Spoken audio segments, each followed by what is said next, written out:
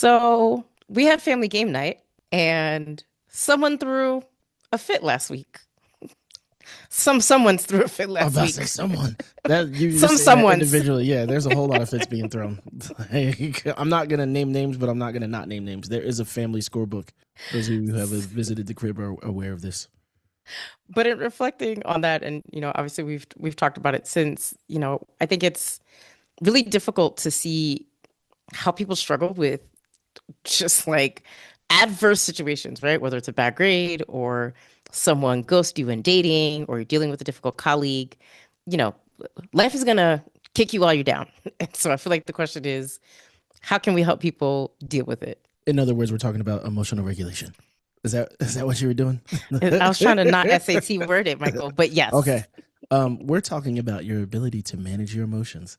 Something has been removed from schools because social emotional learning became a bad word. it is a bad word. But where else are you going to get deep and connected to the rest of your life? Ideas like this, other than from the Parents and Professors podcast. Let's go. Go parents, go parents, go parents and professors. Go parents, go parents, go parents and professors. What's going on, everybody? Welcome back to the Parents and Professors podcast with your favorite triple C's, co-parents, colleagues, and collaborators. I am Dr. Michael Stephen Williams. And I'm Dr. Marjorie Williams, and today we are talking about feelings. So, I love to talk about feelings. do Those of you? you who don't, those of you who don't know, my zodiac sign is Cancer. What does that mean? I live in a sea of feelings at all times. If you believe Oh. anything about zodiac stuff. Okay, that makes sense because I'm a Capricorn, and I feel like allegedly You're Capricorns don't do feelings. Yeah, you're just evil. They do feelings on the inside. It's like the rock. You just put it in a box and then you wait until Push it deep down inside. Exactly. You just wait until there's maladaptive things happening in your life. You don't want to talk about your feelings until then. But So I think go ahead. it is important to start there. I've been doing what I can to stay regulated, journaling, going to the gym, taking naps, That's true. all that good The stuff. gym is your happy place. Oh, absolutely. So we definitely want to get into all of that today. But before we do, you all know what's coming. Everything we discuss on this podcast is for educational and entertainment purposes only. The views and opinions expressed are our own. They're based on personal experience, publicly available information, and general industry knowledge. We are definitely not your therapist today. We're not lawyers. We're not pediatricians. We're not politicians. We're For sure. definitely not politicians. Especially not these days. But we are, two professors who've been through some things and want to share with you all. So let's get into it. Do you want to start? Do you want me to start? No, you 'Cause start. You start. So I wake up the other day to a message in the family chat from an aunt, and she'd shared the news about Justin Fairfax. So he was the former lieutenant governor of Virginia. And, it's like early, and I'm like, unfortunately, right? Like I'm looking at my phone, I'm like, oh, what is this? And she shares that essentially, the people in my family have a close relationship to him and his brother, and that he, um, essentially murdered his wife and took his own life. And first of all, I'm like, geez, first thing in the morning, like this is what you wake up to. But You also, wake up to worse in the Trump era. That's every day is this so crazy. feels, you know what? This felt personal. It felt, I agree because we have some overlapping. yeah. He's a member of my fraternity, and there's some mentor trees and some other personal relationships that overlap. So Yeah, like it definitely felt more personal. And I feel like, you're reading the stories and seeing what people are saying and what's being reported. And it's like, oh, it's not just a murder suicide, but it's a murder suicide of a couple who are going through a divorce. And what sounds like, well, clearly now we know, like did not end well, right? Like this is a really difficult situation. And then it's like, oh, they have kids. Oh, and then the kids are in the house. And so like there's so many things as I read this story that I just want to say I appreciate you. oh yeah, because Like I'm not murderous. I appreciate you. You're not crazy and murderous either, because I think one of the gender wars things that you see happen all the time is whenever there's a divorce situation and people start taking sides. This is easier to a certain extent to take sides because, like, obviously you take the side of the not murderer, but um it is Yes. it does take multiple people who are like working hard to be healthy and stay present in a relationship to look for resolutions beyond divorce that create space for generativity and uplift and healthy relationships and like a healthy normal life to be restored. And so Yeah. the fact that you feel so hurt, trapped, sad, maybe it's a psychotic break. There's so many different things to kind of explain it, but no matter what, none of them are what you want to see happen. Yeah, absolutely not. And we've touched on this several times on this podcast, but recognizing that as a life experience, and divorce is not the only one, right? The loss of a family member, a divorce, the loss of a child, getting fired from your job. There's so many things that, right, we experience as loss and as disruption. And then there's so many other components to that, right? Like with the divorce, it's not just this is an end of a relationship. It's the end of a relationship that I thought right would last forever, right? No one goes into marriage thinking like most people don't go into marriage Well, thinking I mean, can't I wait till think this you is also have over. you also have the option of like whether that relationship lasts forever just outside of the bounds of marriage. And so I think that that's one of the True. things that whenever people are being weird with us, like, you still talk to your ex-wife? I was like, yeah, whatever happened that led to the divorce, but like that's still my homie. Like, and she definitely gonna show up for these kids, and I'm definitely gonna show up for these kids. So we're gonna be connected for the rest of our life, Yeah. regardless. It's just a Yeah. choice of like whether and how you want that to go. And I think when we look at the internal processing, there's so much that we haven't learned and haven't done socially with respect to talking about and dealing with emotions in an authentic and real way. And, there are lots of frameworks for understanding and thinking about grief, wanting to, I think, be empathetic to people who are going through these types of situations, again, regardless of what they might be. In this case and in the story, it's divorce, but also understanding like these things take time and practice. And I feel like when I look at this story, I just wonder, man, like who did he have to talk to? Did he have someone to talk to? How was he processing his emotions and his grief or his anger, right? Because I think that anger is a very real emotion when you're going through divorce just as much as grief might be. Yeah, I mean, it's hard for me because I just recently went through a personal tragedy, and I don't think I responded. Actually, not even I don't think I responded. I know that I didn't respond to it the way that I would hope people would respond to it.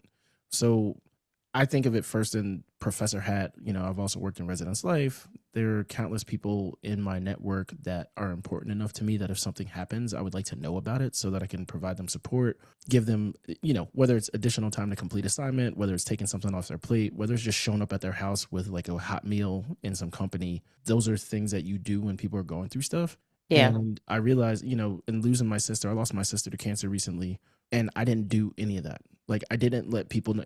There were only the very few people who were immediately affected that I even thought and had the energy to kind of share information with, because I don't want to feel like I have to tell the whole story over again from scratch. My sister lived a very interesting and complicated life. And that made me more insular than I would typically be, and like more insular than I would want somebody else to be with me.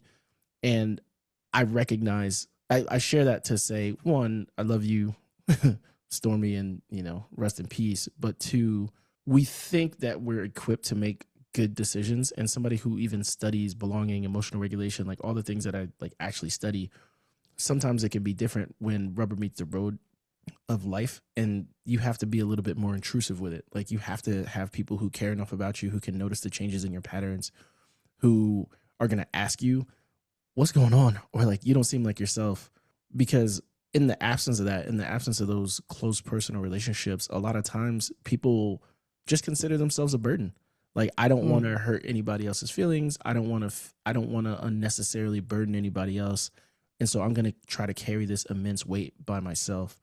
And that translates to divorce in a lot of different ways, but primary among them for me is the idea that most people have, that like divorce is just a choice, right? Like, oh, if you didn't want to be sad about divorce, then you should have chose to not get divorced, right? Like that. Duh. Yeah, and I'm amazed at how callous people can be around it. But I recognize and can kind of catch myself in some of those situations too, because I think there's a difference too in the way that we interact with it socially when you're with a couple that you really enjoy, right? So Hmm. there are still people who think of us as Mike and Marge to this Mike day, and March. right? Like it's not Yeah. a It's because we're a like oh like unit. yeah like these are people I have fun around. This is something that's interesting. Like I like their relationship. Their relationship is a role model in some sort of ways of like how I want my relationship to look.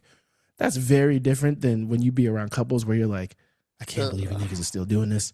Right, like get divorced already. Yeah, like yo, y'all do Put not us like all each out of other. our Yeah, misery. like, and it's miserable to be around you niggas, and I just have no idea why. What like, let's end the charade. Now, that's a lot easier said than done, especially if they don't have kids yet. You know, once you Yeah, start complicating it with kids, I think it's a little bit different. it's a different situation. Yeah, for Um, sure. but yeah, it's hard because emotional stages aren't linear, right? Like you could catch somebody fresh off a divorce who's like, yeah, I'm going on vacation. exactly. They butt naked, swinging swimsuits around their head, like enjoying. They just jumping into Right. oceans and splashing. Um, but you catch them on the party side of it, not on the like, oh my god, like Yeah, who I'm am I like, now? exactly. I think to your point, Michael, what you were saying about, um, when you lost Stormy and your response, I think in the same way that people move through emotional phases differently, I think how that manifests, right? So oh, like I'm fine, I'm having a good time, I'm okay. When like maybe they're not okay, right? Like maybe they're just performing okay. Yeah, and people feel pressure to perform okay because they don't want to be a burden. Yeah. It's like when people ask, "How are you doing?" and the automatic is fine, good. Yeah, And I find myself being like, am I fine? Like let me and it's funny because I stop and think of my answer before I respond, and people feel like that's a negative thing. Like, "Oh, are you not fine?" And I was like, "Well, I wanted to think about it. Like you asked me a question, I'm thinking about it before I give you an answer." And well, I it's think almost that's unexpected. well, I think that's a sign that there are niceties that people are insincere about. Like, I'm not asking you how you're doing because I actually care how you're doing. I'm asking you how you're doing because it's It's what polite. you do, Yeah, right? it's I polite don't or actually like, want to hear it. yeah, this is like a traditional like social value or social mores that I'm just going with. Not I actually want an answer. And I feel like that's one of the things that I feel like I've done better this time. Hmm. Um, I have the unfortunate experience of losing my younger brother and my sister and my father. There's a nice gap between them, but my father was the first to go, and that was much more painful for me because I didn't feel like I had a chance to grieve. I was in the middle of writing my dissertation. We were pregnant with Makaria. She was due like anytime. Yeah. And it was like, put your head down, do what you got to do to graduate so that you can get a job and take care of your family. It wasn't so I'm like deeply depressed 6 months later. You know, with Charles, it was unexpected, but Mm. it was a little bit easier because my brother has lived a reckless life, and there wasn't a R.I.P. yeah, like I would not, as much as I love him, he put himself in so many dangerous situations that I think I had mourned him in advance. Hmm. Like any day I could get a call from a number that I don't know that shares information about what's going on with my brother. This time people were asking me how I'm doing with Stormy, and I'm like, I'm not good. Like, I'm just not okay. Yeah. I'm processing. I'm taking it one day at a time. I'm trying to. I think the best way to honor her is to update and really pay attention to my life and my habits, from a physical health standpoint. But that taking the beat and being honest has helped me Hmm. with the grieving process a lot more. And I'm lucky that there aren't a whole lot of people that don't actually know me. And so like I Right. don't feel like I have to perform okay when I'm not okay. So, I think that there are a lot of, you know, everyone experiences ups and downs, right? Like life is hard and like bad things happen. Um, and so I just wonder, as we're thinking about like divorce or loss, all of it can feel emotionally overwhelming. And so I just wonder, like, if it's, let's say our divorce, for example, when you think about the emotion of it, what do you wish someone would have said to you about that experience, right? Like about the emotions of divorce. I so the turn of phrase that I like the most and that I think is most prescriptive is emotionally drunk.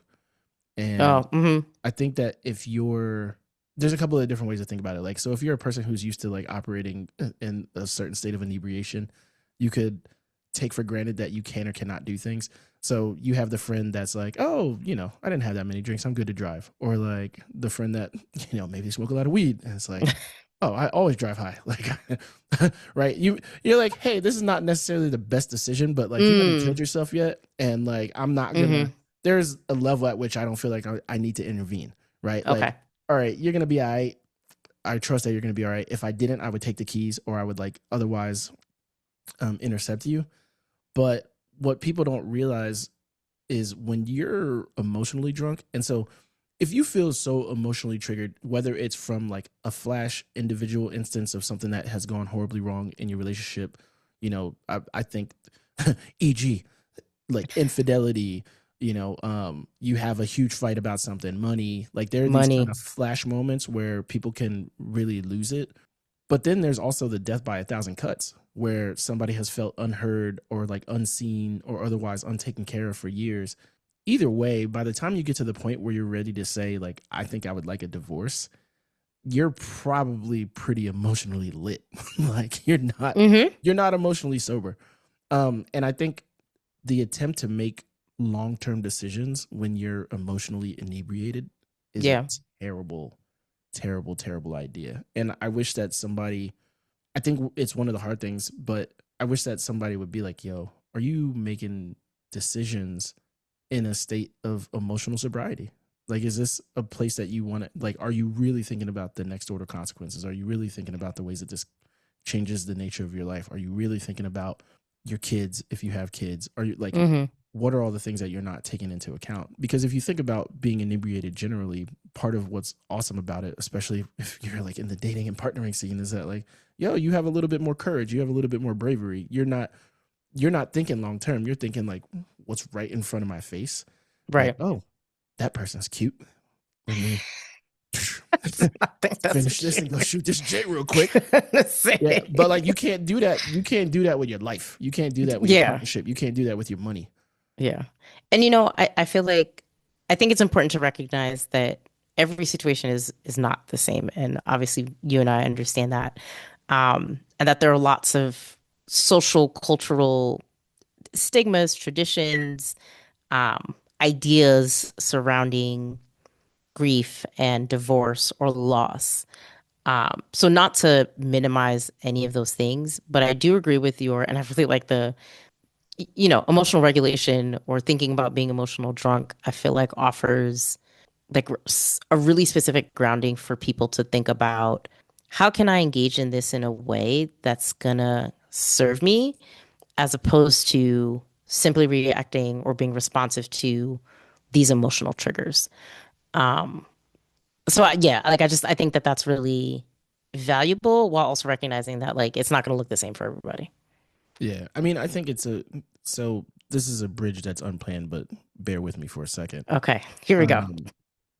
But it kind of, the idea of kind of emotional stability and like emotional sobriety connects to some of the things I'm seeing like in personal life, right? So we're going through some stuff in my day job where some really tough decisions have been made about how things are going to go moving forward. And I'm being as cryptic as I possibly can, but But you know where I work. I mean, y'all got Google, so yeah, there's already some, and I think that providing good counsel often is like, hey, y'all need to calm down before you start posting stuff to social media, before you start attacking people, before you start deciding reacting. Yeah, because if you're always in reactive mode and you're not proactive, you're not planning, you're not thinking, you're not spending the time like building the type of support networks that are necessary to even check you and support you if you find yourself emotionally drunk, then what you're waiting for is the next tragedy. You're not actually putting yourself in the best position to respond to the issue at hand. And I feel like that happens in relationships, that happens in friendships, that happens at work, that happens in so many different places where it's like, hey, let's just sober up. Let's take a beat. Let's make sure that what we're doing next and the way that we're responding to whatever difficulty has presented itself is actually representative of who we are and who we wish to be. And I think that future looking portion of it isn't really always done. And I would point to myself first. Like, if you piss me off or if I feel like I need not be around you, whether it's friendship or marriage or whatever, I'm not my best self. And I'm Yeah. not thinking about like, oh, what would future Mike want? When the answer to that question would probably change the way that you behave in the present. Like if you really take a step back and say like, all right, how is how I react to this now going to affect what's available to me moving forward? It's a completely different approach, but it's a really important approach. I really appreciate the future thinking perspective. And looking back at this Justin Fairfax story, I feel like one of the things I keep coming back to, when we think about this emotional regulation conversation, especially in the context of divorce, is kids. Because they did have children. They had two teenage children. Um, in fact, a boy and a girl. And again, this feels very personal. And I think about, geez, like that's, they're Maximum and Makaria. And Mm. so, when we have these conversations around how people, and I think in some cases, particularly young people, act and respond, a lot of that, like we've talked about before on the podcast, is learned behaviors, right? And so our children, Maxima and Makari Maya, but children in general are all about modeling, right? Like they model what they've seen, they model what they've heard, they model what is enacted in front of them. And so I am constantly sort of thinking about, okay, like how do I want to show up in front of them? Like, what do I want them to take away from this? And, it's funny, right? So thinking back to our divorce as an example, the other day Maximilian told me, he's like, yeah, I remember. I was like, you were so little. What do you mean you remember? And he was like, no, yeah, you and Poppy had a fight. I remember. And he described the situation, and I was like, oh my God. Because I did not think that he remembered. I did not think that he, particularly given the age that he was, I didn't think that that was something that stuck with him. But it I is. mean, he's so emotionally sensitive too that I'm not surprised at all. And I always operated under the impression that like, oh, they're gonna remember everything because I remembered everything. Like when Mm, I have very like crystal clear memories from as early as when would Charles have come home? 2 years, 2.5 to 3 years old. that's true. I Like remember I Patrick came remember, home. yeah, like I remember stuff clearly, and so I'm like, yo, these cats. When we were going through our divorce, especially like the early parts of it, they could walk and talk and ask for Communicate. movies and go to Yeah. like I want McDonald's. I mean McDonald's, right? Like um, and I think that that was one of the, for better or for worse, that was one of the things that was most scary to me in our situation is kind of that modeling piece, right? Where your kid is going to remember everything. They're going to remember moments. They're going to remember tone of voice. They're going to remember you slam the car door. They're going to remember you slam the house door. They're going to remember like deep sighs. They're going to remember if they catch like you in tears. Like, why are you crying, Poppy? Like, oh, like, I'm just sad. Like, I can't, you're too young. I can't confide in you like that because this is above and beyond what you should be yeah. telling me. Um, but that doesn't mean that they're not registering it. It doesn't mean that they're not taking mental notes, whether they want to or not, because they're just absorbing so much information. Um, I was looking at some of the research on because we are talking about emotional regulation, right? And how does this work and how do we develop these skills and how can we help people think about ways that they can practice this themselves. And one of the things that I thought was really interesting is this idea of right co-regulation for kids. And so they don't only learn by doing, but they're like doing it with us, right? And so, hey, if I'm feeling insanely frustrated that I have asked you to do something like 30 times in the span of an hour, my then yelling at you the next time I talk to you is not going to be helpful. I know this in my brain, right? The research would support this when we talk about like development and learning, and yet we still do it, right? Even you and I, right? We have these conversations, we talk about modeling. And so I do think that while being a role model for our children is important, I wonder how you think about the balance of like, we're only human, right? I'm not the Lord. I'm not perfect. I'm going to make mistakes. So what do we do with that, right? When we're at the level where we're doing the same things that we don't want the kids to do. I mean, I think part of it is having the self awareness, but also the humility to apologize and like revisit it in a meaningful way. Like, I know that for me, if I'm behaving out of character or out of my desired outcome for whatever situation, and I know that the children have been exposed to it, it's really important for me to kind of circle back and have the conversation with them. Like, here's what was going on. Here is how I was feeling. This was still unacceptable. And I don't want you to think that that behavior is okay. And here's what I will strive to do differently moving forward, even if I find Mm. myself in a similarly frustrated situation. The very next day. Yeah. And I think I separate sometimes, and I would be interested in your perspective on this. I think I separate like everyday discipline from like real incidents, right? So like Mm. there's the general everyday frustration of like, yo, my guy, what day of the week is it? Do you Uh or do you not have a specific chore to do right now? oh yeah. Why am I having to remind you of this every week? But you want money and you want me to drive you places? And you want like, are you going to participate in the care for this environment or not? Right? That Yeah. there's the everyday accountability stuff where it's like, I prefer some older school methods that I don't really use. Like if my I think shout out to my cousin Brandon. But I remember my cousin Brandon's dad, my uncle Carl. If you didn't do your chore, you weren't getting talked to. You were just getting smacked, and then you had to figure out what that smack was for. Like we sitting there, we playing double dribble on Nintendo, and it's like whap. He's like, oh, you immediately start to inventory like, yo, What did I do? yeah, What like did I do? what did I do or what did I fail to do that resorted in physical violence, and how can I avoid it? I became a negotiator very early in life. And I was like, yo, you don't have to hit me. Like we can Just please talk to me yeah, instead. like just Treat me like a person. yeah.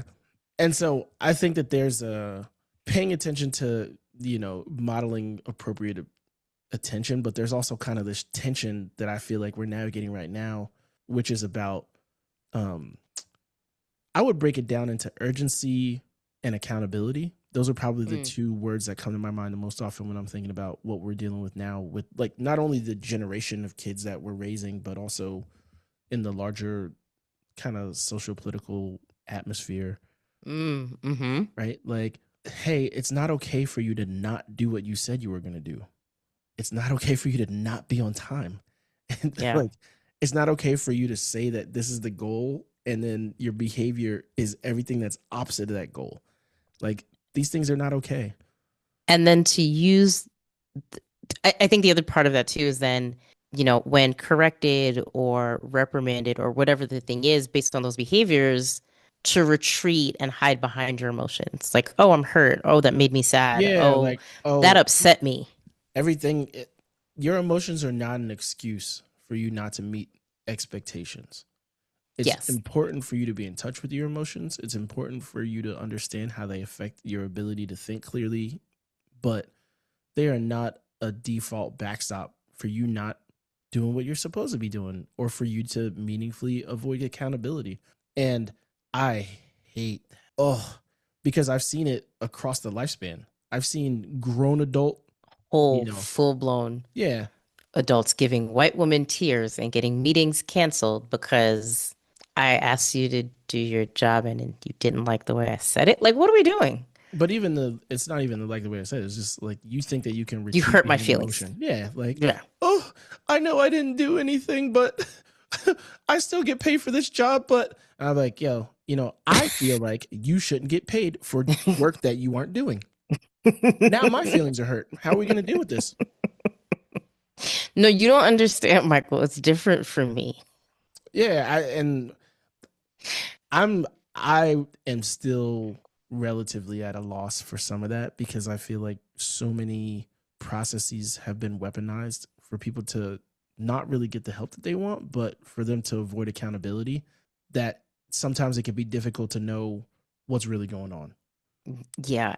And I feel like there's also the added layer. So I mentioned white women tears for those of you who may not know. Um, WWTs. it is a reference to how white women are able to use the appearance of fragility, sensitivity, a lack of safety, Vulnerability. vulnerability to shield themselves from accountability, from having to do something they don't want to do, from discomfort, Yeah, just essentially. pull any of your barbecue Becky or like other Karen videos from Instagram. It's a great examples. Um, but I think on the other side of that, I do wonder, I don't feel like I have the ability to show up in those same ways. And I feel like for our kids, at the same time that we were wanting them to be healthy and whole and obviously in touch with and acknowledging their feelings, like also not indulging in them and also understanding that you can feel your feelings and that's important, but how you show up in the world also matters, particularly because you are who you are and have the identities that you have. Makari as a black woman in Maximum, a future black woman in Maximum, someday who will be a grown black man. And I just feel like it sometimes does seem like this impossible tightrope that we're having to navigate. I don't want my kids to be busters, right? Like, I refuse to be the father of any busters. I will not. And I will go to whatever lengths are necessary to debusterize you before you go out into the rest of the world. Absolutely not. No child of mine. and it's funny because I was having a conversation with another a friend, and we have a mutual acquaintance, and we were talking about the fact that this person um kind of crashes out a lot. Like there's a lot of leading with emotion. Oh, I like that the kids refer to people as crash outs. Oh, right. Yes. It's like, You oh, they're a crash out. And I'm like, oh, that works so well. Because I guess generationally, we would just say bitch ass nigga. So like, crash out is like I think crash out the is age much better. appropriate. I mean, it's the age appropriate and like less politically inflammatory way. Yes, right? It's like oh, what's his name was just in the news recently too. Oh, we talked about him. Football coach from Oh, the Michigan football Michigan. coach. Yes, right? Talking about leading with emotion and crashing out.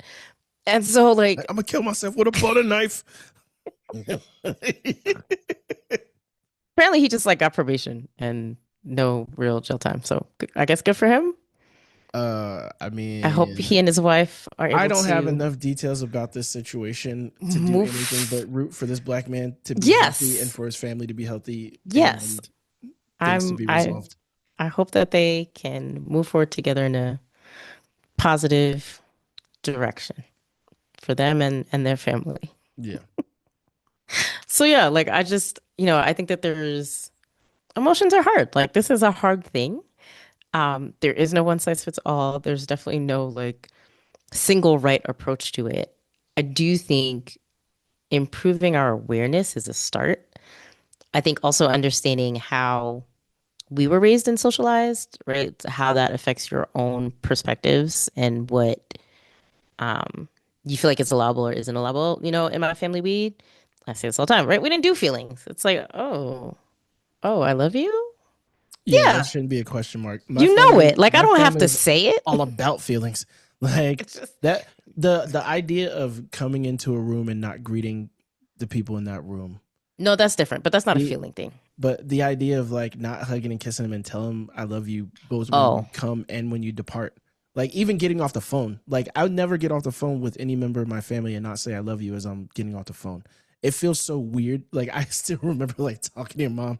I'm like, all right, love you. And she's like, zippy doo dah. Like yes, on us. yeah, We have come a long way. I shout out to my family because I feel like I at least have seen real like growth and and I change over agree, but I time. also think that there's an issue where too often tragedy is what helps us grow, Mm, right? Like too often something crazy has to happen for us to rethink how we do the basics.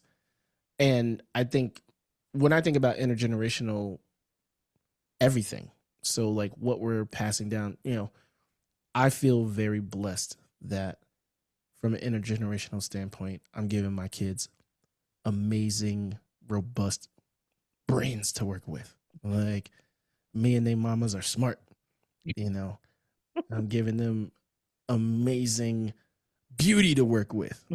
Like if you look like me or either your mamas, we good, right? Like you're starting in a higher, better place. But what I also want to pass down is like, yo, this is how you bounce back when things are difficult. Yeah. This is how you lock in when you need to. This is how you practice when nobody's looking, right? There's so many different things that, and I think your point about them watching you, not necessarily doing what you say, but like doing what you do, that's what I'm waiting for. Like, and in some ways I see it already, right? So Makari is a good example where she sees how hard we work and she can talk about it and she can make jokes about it. She's like, well, if you weren't working, maybe you would have peeped that, right? But it also influences her work ethic. And I'm just waiting. I'm like waiting for the prefrontal cortex to develop enough in the boy that he's like, oh, you know what? I should work hard.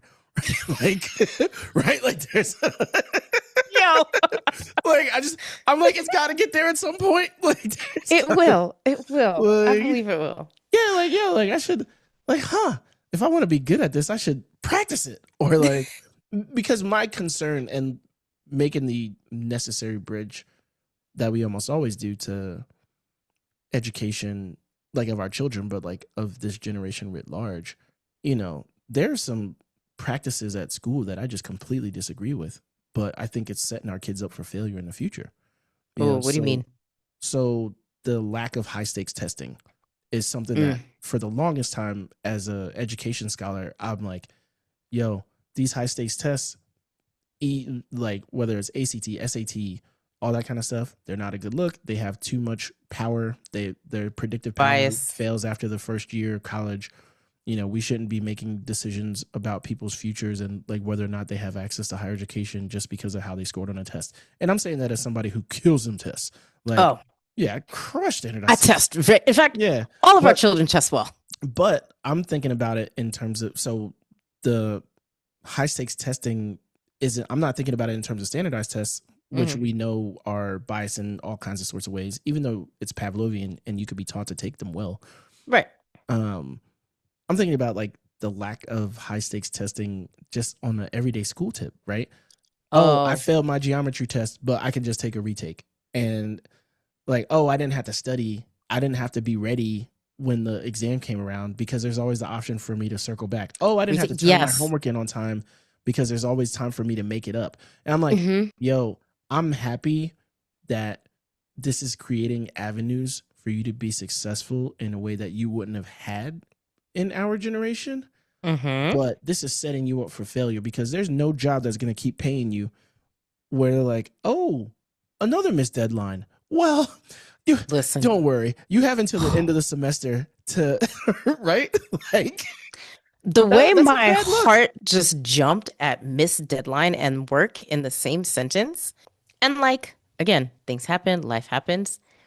I can be human and admit, I had something for work and it was like, oh, get it in by this point. And I was like, but I have this other stuff.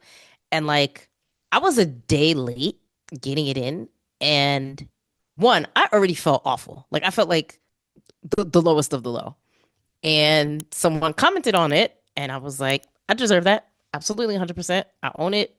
I did not manage my time well for meeting this particular deadline. My bad. Won't happen again. I don't think that exists in this current generation.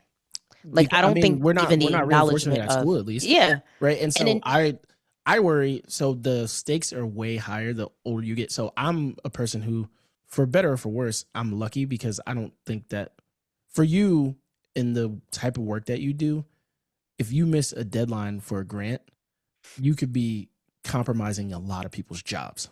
Right? Yes. Like, hey, we don't even have a chance to get this money because we didn't hit the deadline. It's high stakes.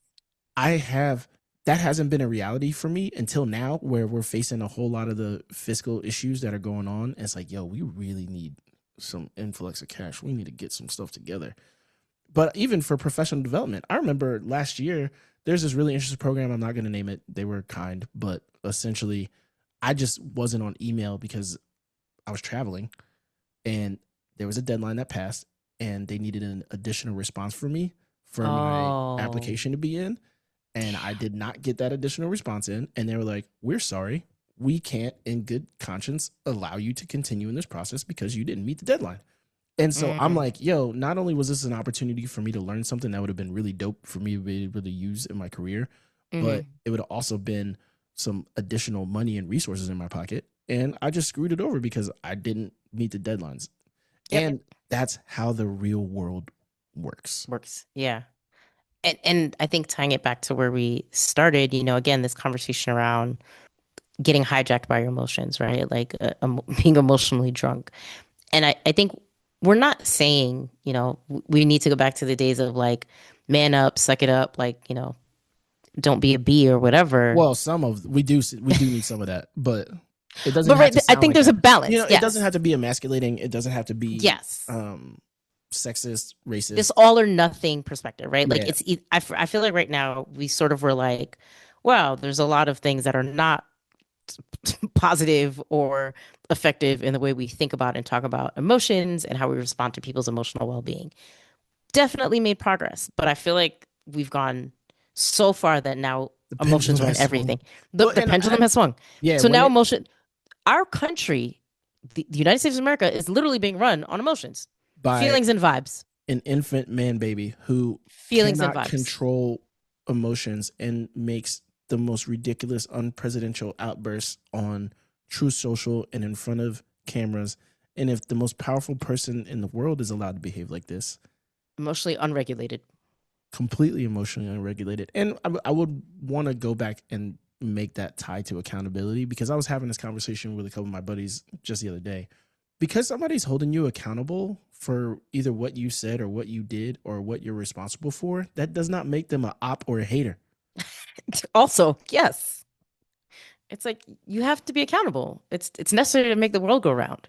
And when we're not, that puts people in harm's way, right? That puts things at risk. And in your case, the example you shared, that was grant funding in dollars. But in some cases, like people's lives can be on the line.